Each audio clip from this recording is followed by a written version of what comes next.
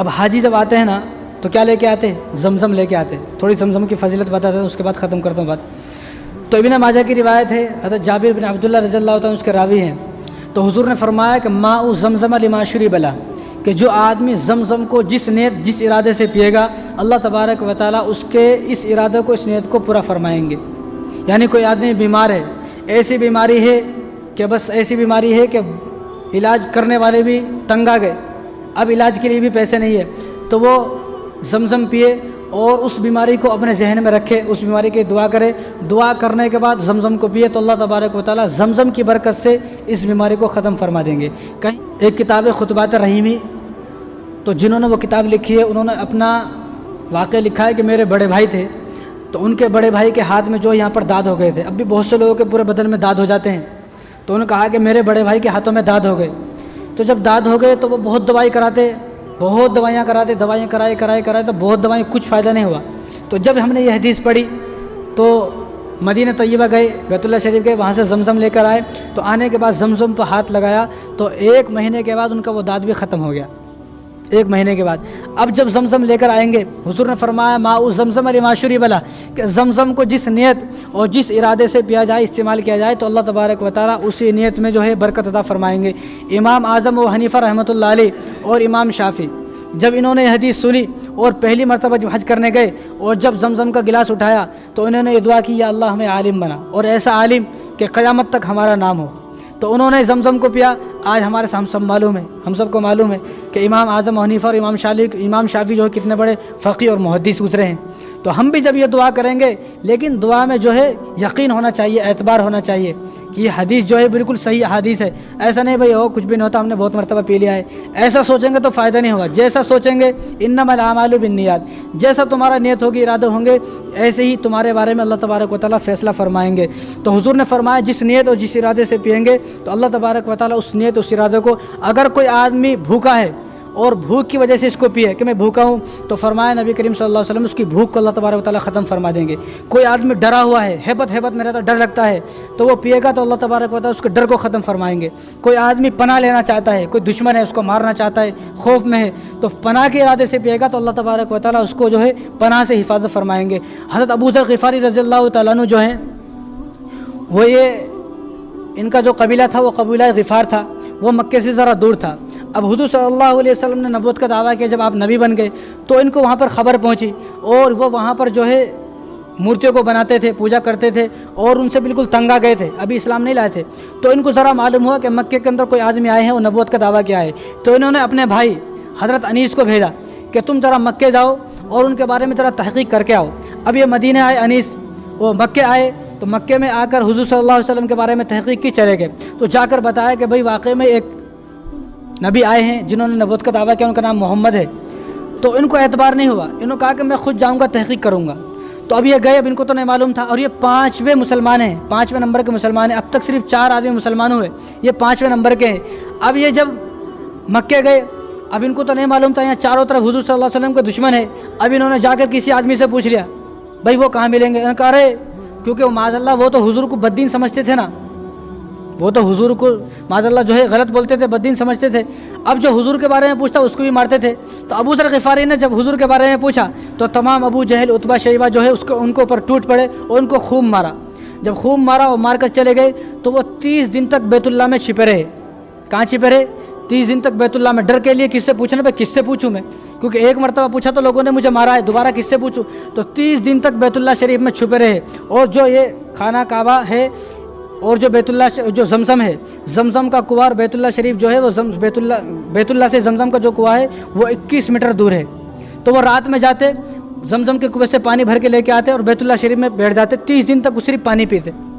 30 دن تک صرف وہ پانی پیتا۔ تو ایک دن حضرت علی کو دیکھا انہوں نے، 30 دن کے بعد، 1 مہینے کے بعد چھپے رہے، تو حضرت علی کو پوچھا، حضرت علی کو دیکھا تو حضرت علی پہ ذرا یقین ہوا، یہ ذرا کوئی ان کے قریبی ہیں، تو حضرت علی سے پوچھا، تو حضرت علی نے جو ہے ان کو آپ صلی اللہ علیہ وسلم کے پاس پہنچا دیا۔ تو حضور نے ان سے پوچھا کہ بھائی تمہیں یہاں کتنے دن ہو گیا کہ؟ انہوں نے کہا کہ رسول اللہ مجھے آج 30 دن ہو گئے، مجھے 1 مہینہ ہو گیا ہے۔ بھائی تم کہاں تھے؟ کہ میں بیت اللہ شریف میں چھپا ہوا تھا۔ کھانا کیا کھا رہے تھے؟ حضور کچھ بھی نہیں، رات میں آتا تھا اپنے مشکیزے میں جو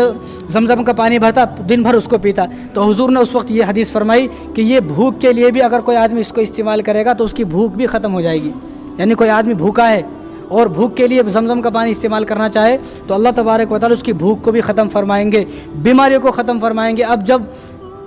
حاجی لوگ حج کر کے آ رہے ہیں تو بھائی ان کے ہاتھ پیر جوڑ کے کیسا بھی کتنا بھی دور ہے حاجی تو اس سے تھوڑا زمزم کا پانی مانگیں۔ گھروں میں جو بیمار ہیں، جو ایسے بیمار ہیں لا علاج بیماری ہو گئی تو ان کو پلائیں تو اللہ تبارک و تعالیٰ اس کے ذریعے سے جو ہے اللہ تعالیٰ شفا عطا فرمائیں گے۔ اور حضور صلی اللہ علیہ وسلم تو ہمیشہ سفر میں جب بھی جاتے ہمیشہ سفر میں زمزم کا پانی اپنے ساتھ رکھتے، اور زمزم کا پانی جب پیتے تو پینے کے بعد جب بچ جاتا حضور اپنے چہرے پہ ایسا چھڑکتے، اپنے سینے پہ لگاتے، اپنے سر پہ ایسا چھڑکتے۔ اور جس کو اب ہماری بچیاں کیسی ہے، کمزور بچیاں ہیں، نوجوان جن کی شادی ہوتی ہے، بچہ آپریشن سے ہوتا پہلے دودھ نہیں اترتا، اب دودھ نہیں اتر رہا تو وہ بچی کو زمزم کا پانی پلائیں تو انشاءاللہ دودھ اترے گا۔ کس طرح؟ اب حضرت حاجرہ کو چھوڑ کے گئے تھے نا حضرت ابراہیم علیہ السلام، جب ان کے بستانوں میں دودھ خشک ہو گیا جبھی تو پریشان ہوئی وہ، جب تک بچے کو یعنی حضرت اسماعیل علیہ السلام کو دودھ پلا رہی تھی پریشان نہیں تھی نا وہ، لیکن جب دودھ خشک ہو گیا، دودھ نہیں آ رہا، پریشان ہو گئی تو صفا مروہ کے درمیان چکر لگائے، بھاگی ہے۔ لیکن جب ان کے قدموں سے حضرت جبرائیل علیہ السلام نے پر مارا تو حضرت جبرائیل علیہ السلام کے واسطے سے اور حضرت اسماعیل علیہ السلام کی ایڑی جب لگی تو پانی نکلا، انہوں نے وہاں سے وہ پانی پیا تو پانی پینے کے فوراً بعد ان کی جو چھاتی جو پستان تھی وہ دودھ سے بھر گئی، جب دودھ سے بھر گئی تو انہوں نے اسماعیل علیہ السلام کو تو اب اس مسئلے سے یہ سمجھے کہ اگر کوئی بچی جس کو دودھ نہیں آ رہا بچے کے لیے تو اس پانی کو پیے تو انشاءاللہ زمزم کی برکت سے اللہ تبارک و تعالیٰ اس کے بچے کے لیے اس پستانوں میں دودھ اتاریں گے۔ کتنا بڑا فائدہ ہے، تو بہت سارے فائدے ہیں، اور یہ ایسا پانی ہے کہ قیامت تک اس کا نہ مزہ بدلتا ہے، نہ اس کا آج تک مزہ بدلا، نہ رنگ بدلا، نہ اس میں بدبو ہو سکتی ہے۔ ایک مرتبہ بیت اللہ شریف کے اندر سیلاب آ گیا، سیلاب سمجھتے ہیں نا آپ، اب بھی آ کے ہے بہت جگہ سیلاب ہے، تو سیلاب اتنا آیا کہ پورا بیت اللہ شریف جو ہے پورا مکہ جو ہے پانی سے بھر گیا۔ تو لوگوں نے دیکھا کہ پانی ہے چاروں طرف اور بیچ میں کنواں ہے، پانی وہ کنویں میں اندر نہیں جاتا، پانی چاروں طرف ہے، پورے بیت اللہ شریف میں پورا مکے میں پانی بھرا ہوا ہے، لیکن وہ کنواں نیچے ہے، پانی اس کے اوپر ہے لیکن پانی اندر نہیں جاتا، کیونکہ اللہ تبارک و تعالیٰ نہیں چاہتے کہ اس کے اندر کوئی دوسرا پانی ملایا جائے، دنیا کے پانی کو بھی اللہ تبارک و تعالیٰ نے اس میں نہیں ملایا۔ اور بعض روایت سے ثابت ہوتا ہے کہ جو زمزم کا پانی ہے وہ آب کوثر سے بھی زیادہ فضیلت والا ہے۔ کیوں؟ کیونکہ حضور صلی اللہ علیہ وسلم جب معراج پر گئے، آپ سب کو معلوم ہے، تو جب آپ صلی اللہ علیہ وسلم معراج پر گئے تو جبرائیل علیہ السلام نے آپ صلی اللہ علیہ وسلم کے سینوں کو چاک کیا اور وہاں سے دل کو نکالا، تو دل کو نکال کر جس برتن میں رکھا اس برتن کو جنت سے لے کر آئے،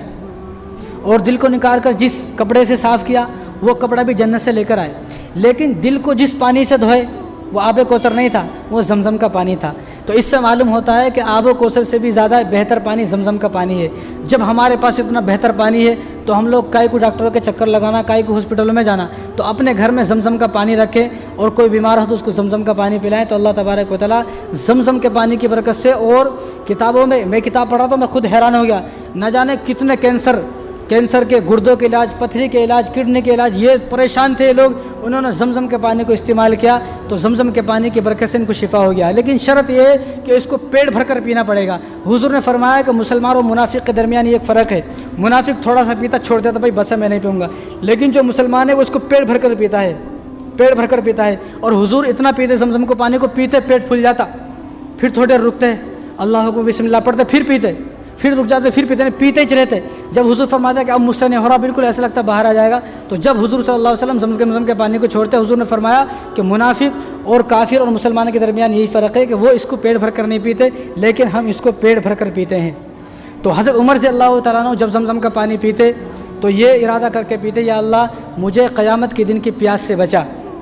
یہ دعا کرتے اور پیتے۔ زمزم کا پانی ماء زمزم لما شرب لہ، یہ حضور کے الفاظ ہیں، ابن ماجہ کی روایت ہے۔ حضور نے فرمایا کہ جو آدمی جس نیت اور جس ارادے سے پیے گا اللہ تبارک و تعالیٰ اس کو اس نیت اور اس ارادے کو پورا فرمائیں گے۔ امام شافعی اور امام اعظم و حنیفہ نے کس ارادے سے پیا؟ یا اللہ ہمیں عالم بنا، آج دنیا میں ان کا نام ہے۔ تو ہم بھی جب زمزم کو یقین کرتے ہوئے یقین کے ساتھ پئیں گے تو اللہ تبارک و تعالیٰ ہمارے اس مطالبے کو جو ہم اللہ تبارک و تعالیٰ سے دعا کریں گے، اس دعا کو جب کر کے پئیں گے تو اللہ تبارک و تعالیٰ اس دعا کو قبول فرمائیں گے۔ اور یہ زمزم کا پانی ایسا نہیں، بلکہ اس زمزم کے پانی میں نبی کریم صلی اللہ علیہ وسلم نے اپنا لعاب مبارک بھی ڈالا ہے، اپنے منہ سے تھوڑا تھوک نکالا اور زمزم کے پانی میں ڈالا۔ اس موقع پر حضور نے دعا دی، یا اللہ اس پانی میں برکت دے۔ اور زمزم کا پانی جو ہے نا وہ 1 منٹ میں 8000 لیٹر نکلتا ہے، 8000 لیٹر 1 منٹ میں۔ آج تک ختم ہوا، لوگ پریشان ہیں، بھر بھر کے ٹرک رکھے ہوئے ہیں